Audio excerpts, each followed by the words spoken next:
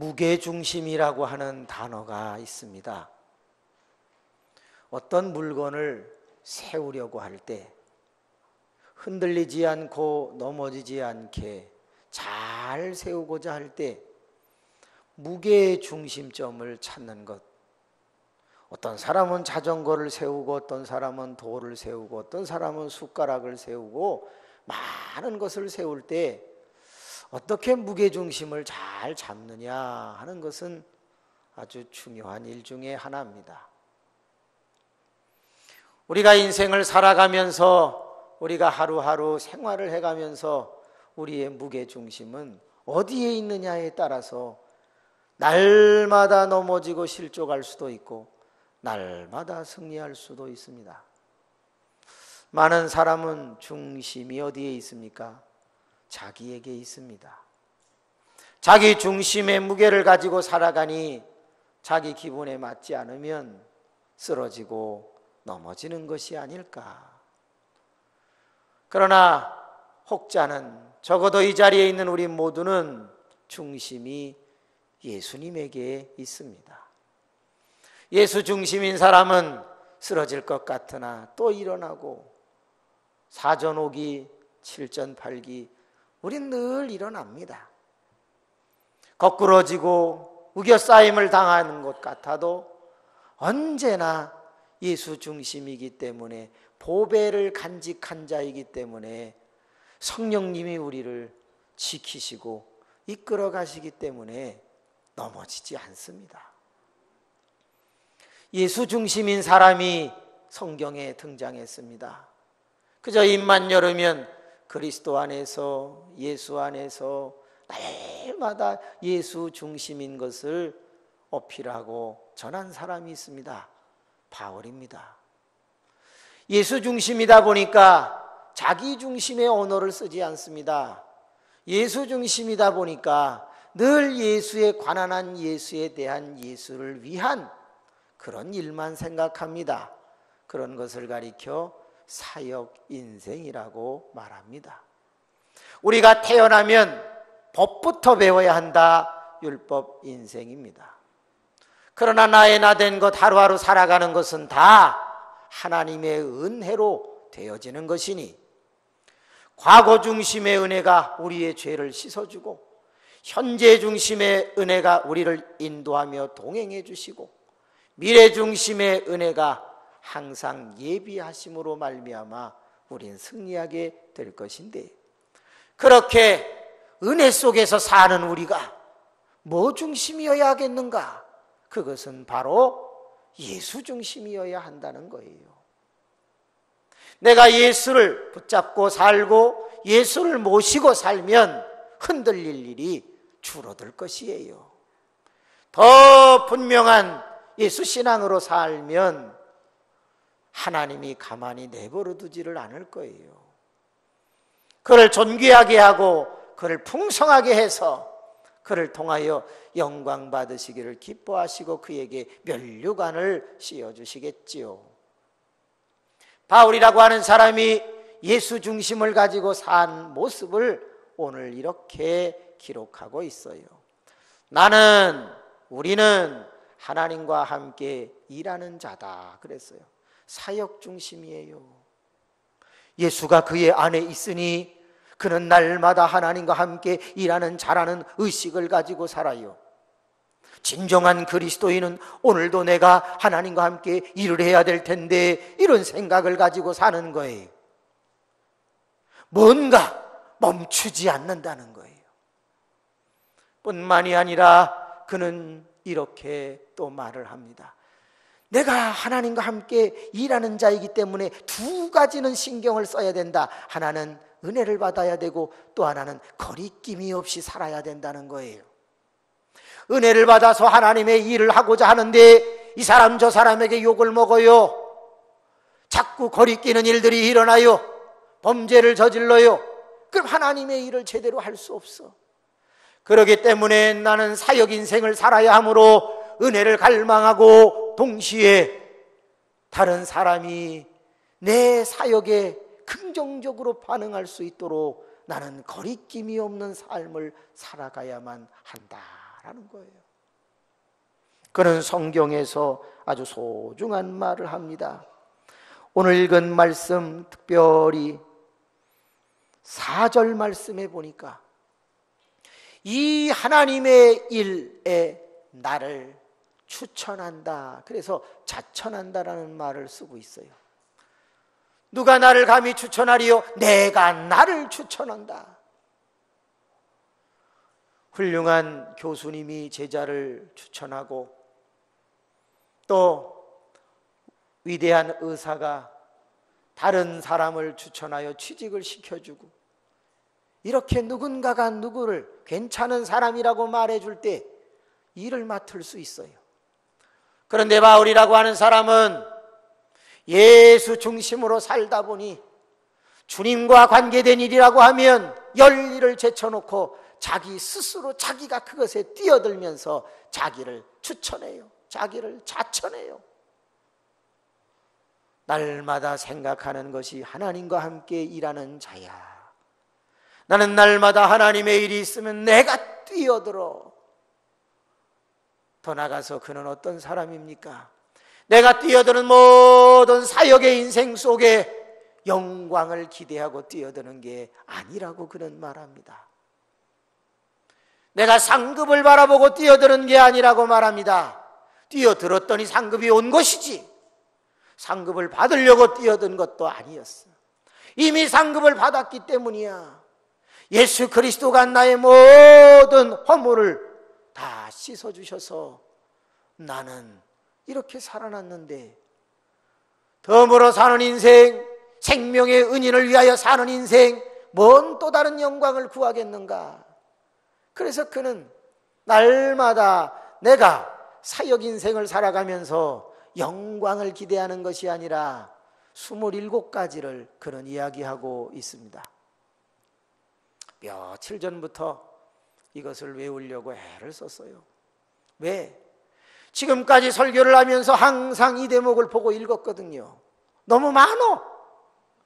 그런데 한번 이번에는 외워보자.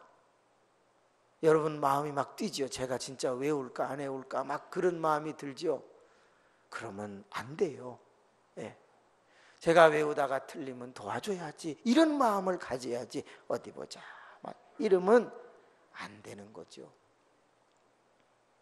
어제까지 잘 됐는데 여기 서면 또 안 돼요. 예. 여러분 기도, 대표 기도 다 써가지고 연습해갖고 다 준비해가지고 딱 서봐봐.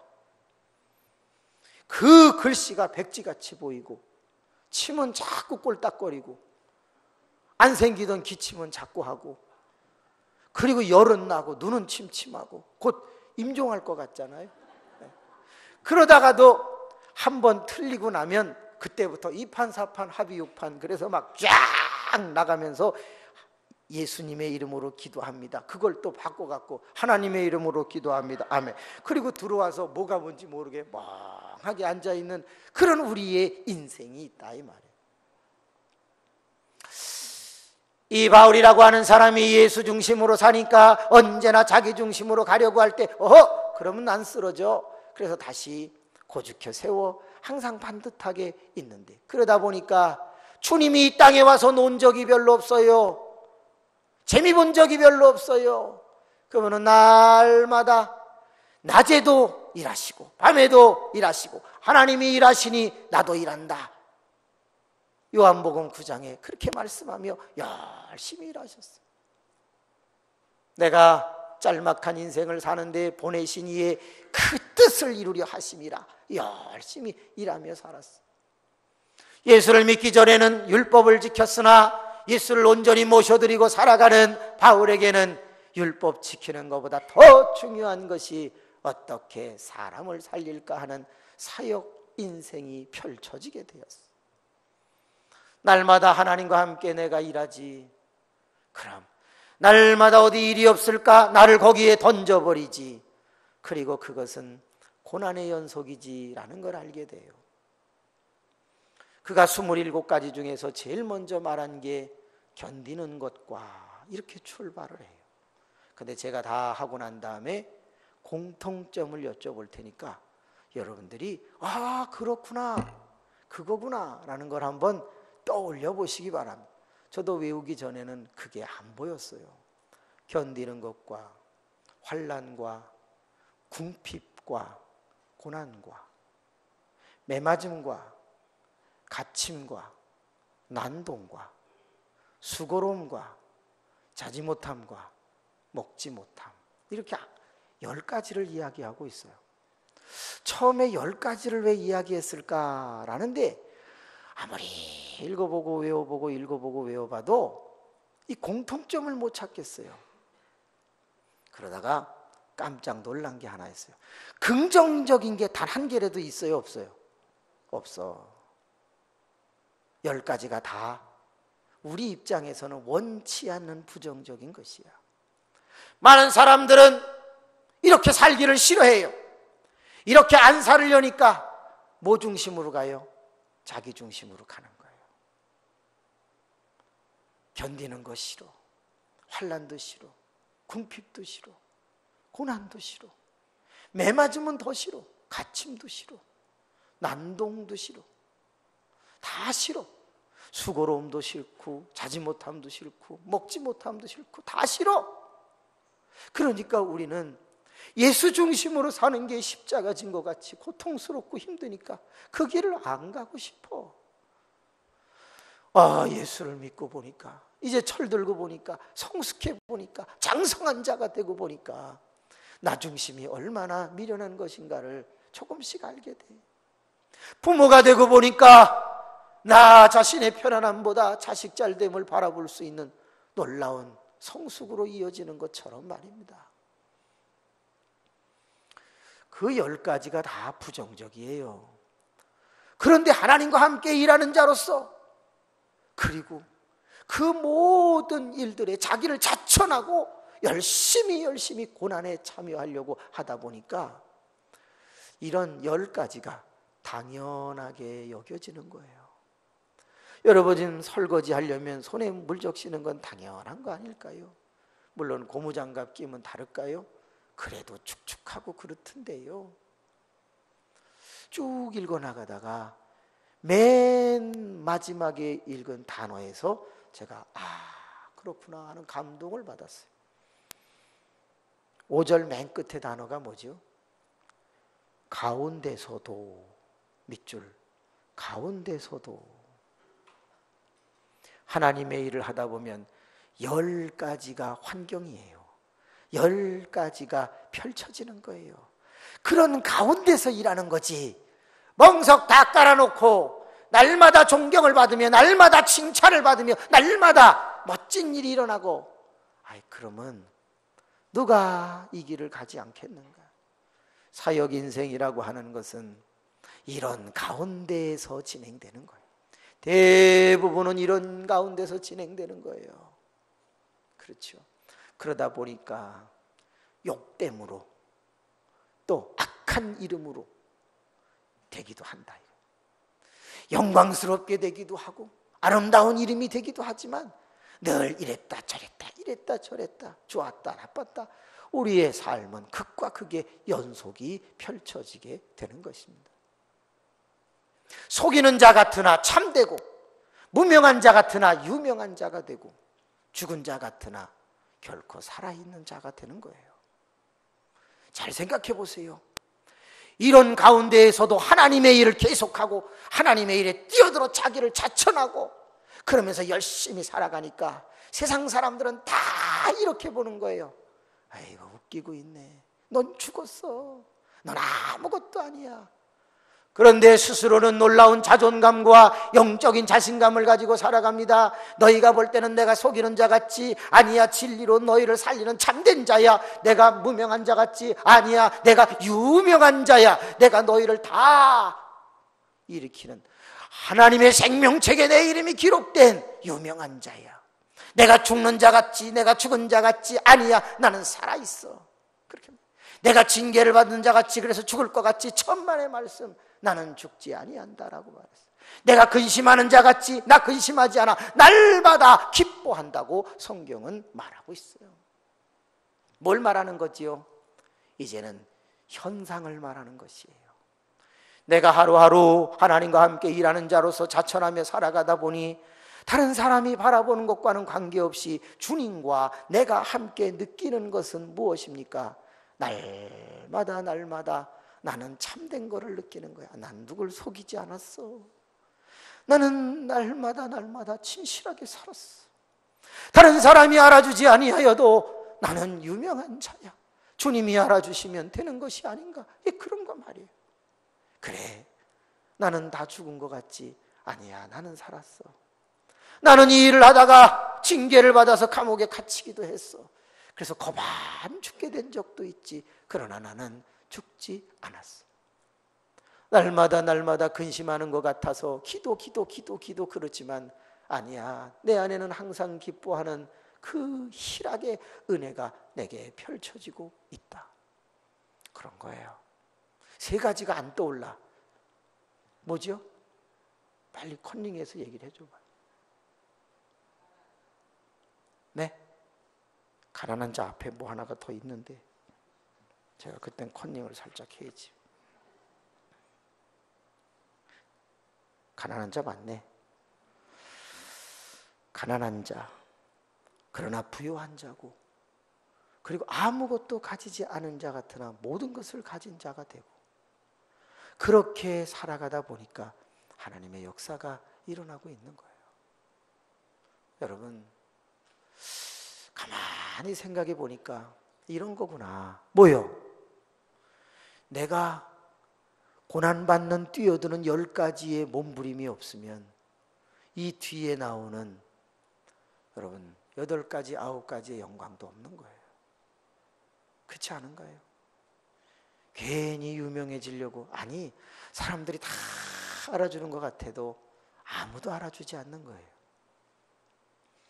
뒤집어 보았습니다. 만약에 이 나이에, 이 연세에 우리가 자기중심으로 살면 어떤 일이 일어날까?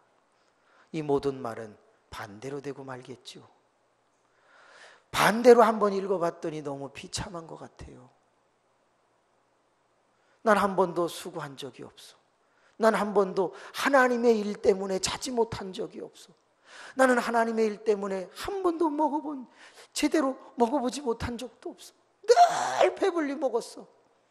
그런데 그가 뭐 유명해지겠습니까? 그가 무슨 아름다운 일이 일어나겠습니까? 바울이라고 하는 사람이 고린도 교회 교인들에게 이 편지를 쓰면서 느낍니다. 내가 이런 가운데에서도 자천하며 일을 해보니 내가 이런 걸 느끼게 되었다라고 하면서 그런 줄줄이 이야기를 합니다.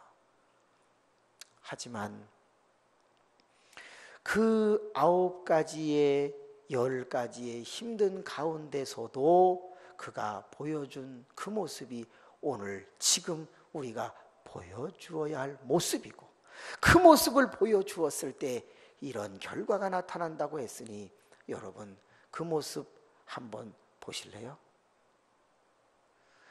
만약에 그 10가지의 고통 가운데 있어도 자기는 어떻다고 이야기하고 있습니까? 깨끗함을 유지한다라고 기록되어 있어요. 깨끗함을 유지한다. 깨끗함을 유지함 가운데서 지식을 갖고 있다라고 얘기했어요. 오래 참음 가운데서 자비함을 유지하고 있다고 말했어요. 이렇게 힘든데 어떻게 자비해? 이렇게 힘든데 어떻게 깨끗할 수가 있어? 적당히 타협하면서 더러워질 수밖에 없지. 그런데 깨끗함 속에서 지식을 유지한다고 그랬어. 오래 참음 속에서 자비를, 더 나가서 성령의 감동과 거짓없는 사랑을 가지고 그는 일한다고 그랬어. 야, 이게 가능한가? 이렇게 힘든 가운데서도 어떻게 거짓없는 사랑을 실천할 수가 있을까? 이런 거 있거든요. 너무 힘들고 어려울 때는 웃기는 웃는데 사실은 마음에는 없는 쓴웃음을 웃을 때가 저는 있습니다. 저는 너무나도 힘들어서 그 사람 보기 싫은데, 그 사람에게 사랑이고 나발이고 다 귀찮은데, 그런데 할 수 없이 웃어줄 때가 있다 그 말이야. 좋은 말을 해줄 때가 있단 말이야. 거짓없는 사랑을 그는 이런 10가지 어려운 가운데서도 행해간다 이 말이야. 그리고 성령의 감동이 끊어지지를 아니한다는 거야. 이렇게 어떻게 살 수가 있느냐? 예수 중심이니까 쓰러지지도 않고 넘어지지도 않는 거예요.